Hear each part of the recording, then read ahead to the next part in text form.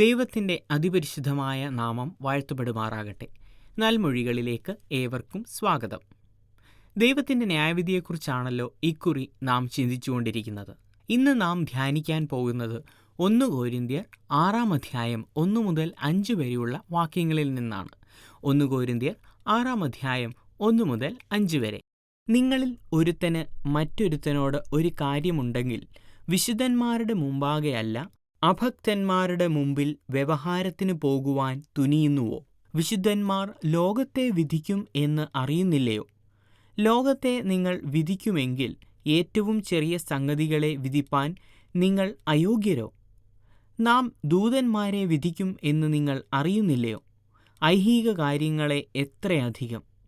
എന്നാൽ നിങ്ങൾക്ക് ഐഹിക കാര്യങ്ങളെക്കുറിച്ച് വ്യവഹാരമുണ്ടെങ്കിൽ വിധിപ്പാൻ സഭ ഗണ്യമാക്കാത്തവരെ ഇരുത്തുന്നുവോ?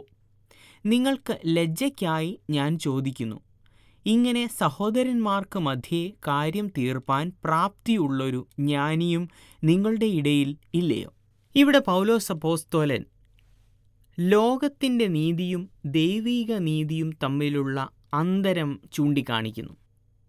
വിശുദ്ധന്മാരുടെ മുമ്പാകെയോ അഭക്തരുടെ മുമ്പാകെയോ ആരുടെ അടുത്താണ് നിങ്ങൾ കാര്യങ്ങൾ ഒത്തുതീർപ്പാക്കാൻ നീതി തേടി പോകുന്നത്? 2-ാം വാക്യത്തിൽ പൗലോസ് ചോദിക്കുകയാണ്, വിശുദ്ധന്മാർ ലോകത്തെ വിധിക്കും എന്ന് നിങ്ങൾ അറിയുന്നില്ലയോ?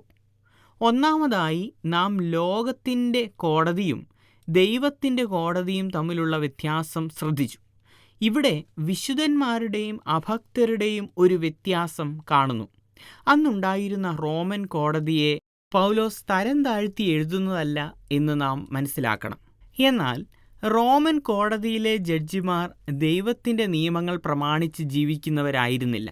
പൗലോസ് അപ്പോസ്തലൻ ഈ ചോദിക്കുന്ന ചോദ്യങ്ങളുടെ അർത്ഥം എന്താണ്? ദൈവിക സ്വഭാവം മനസ്സിലാക്കി ജീവിക്കണം എന്ന് പഠിപ്പിക്കുന്ന, അതിന് ശ്രമിക്കുന്നവരായ ക്രിസ്ത്യാനികൾ മാനുഷിക കോടതിയിൽ പോകുന്നത് നാണക്കേടാണ് എന്നാണ് പൗലോസ് അപ്പോസ്തലൻ പറയുന്നത്. കോടതിയിൽ പോകുന്നവർക്ക് മാത്രമല്ല, സഭയ്ക്ക് മുഴുവൻ ലജ്ജാവഹമാണ് അത് എന്ന് പൗലോസ് പറയുന്നു. ക്രിസ്ത്യാനികൾ സമൂഹവുമായി ബന്ധമില്ലാതെ ഒറ്റപ്പെട്ട് ജീവിക്കണം എന്നല്ല അതിൻ്റെ അർത്ഥം. മറിച്ച് ദൈവത്തിൻ്റെ ന്യായവിധിയിൽ പങ്കാളികളാകേണ്ടവരാണ് ക്രിസ്ത്യാനികൾ. 3-ാം വാക്യം നമുക്ക് ഒരു പ്രാവശ്യം കൂടെ വായിക്കാം. നാം ദൂതന്മാരെ വിധിക്കും എന്ന് നിങ്ങൾ അറിയുന്നില്ലയോ? ഐഹിക കാര്യങ്ങളെ എത്രയധികം! നിങ്ങൾ ലോകത്തെ വിധിക്കേണ്ടവരാണ് എന്ന് പൗലോസ് പറയുന്നു. നിങ്ങൾ ദൂതന്മാരെ പോലും വിധിക്കാനുള്ളവരാണ്. പൗലോസ് ഇവിടെ നിത്യതയുടെ ഒരു ദർശനം സഭയ്ക്ക് മുഴുവൻ കൊടുക്കുവാൻ ആഗ്രഹിക്കുകയാണ്.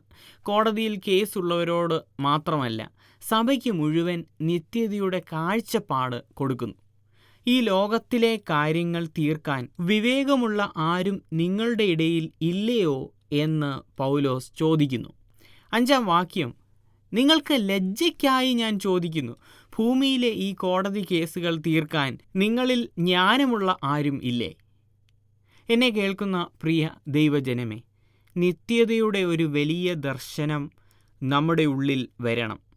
ന്യായവിധിയുടെ കാഴ്ചപ്പാട് ആഴമായി നമ്മുടെ ഹൃദയങ്ങളിൽ ഇറങ്ങട്ടെ. ആരാണ് സഭയിലെ ജ്ഞാനി? സഹോദരന്മാർ തമ്മിലുള്ള പ്രശ്നങ്ങൾ ഒത്തുതീർപ്പാക്കാൻ സാധിക്കുന്ന നിങ്ങളുടെ ഇടയിലെ ആ ജ്ഞാനി ആരാണ്? വിവേകമുള്ളവരാകാൻ ഉള്ള ഒരു വലിയ ക്ഷണം കൂടെയാണ് ഈ വാക്യത്തിൽ നാം കാണുന്നത്. സഹോദര സ്നേഹം നിലനിൽക്കട്ടെ. വിധി ദിവസത്തിൽ ശിക്ഷാവിധിക്ക് കാരണക്കാരാകില്ല എന്ന് നമുക്ക് ഉറപ്പാകണമെങ്കിൽ ദൈവ സ്വഭാവത്തോട് പറ്റിച്ചേർന്ന് ജീവിക്കുന്നവരാകണം നാം. ദൈവത്തിൻ്റെ നീതി നമ്മുടെ ഹൃദയങ്ങളിൽ നിറയണം. ദൈവിക മൂല്യങ്ങൾ നമ്മുടെ പ്രവൃത്തികളിൽ പ്രകടമാകണം. ദൈവം സഹായിക്കട്ടെ.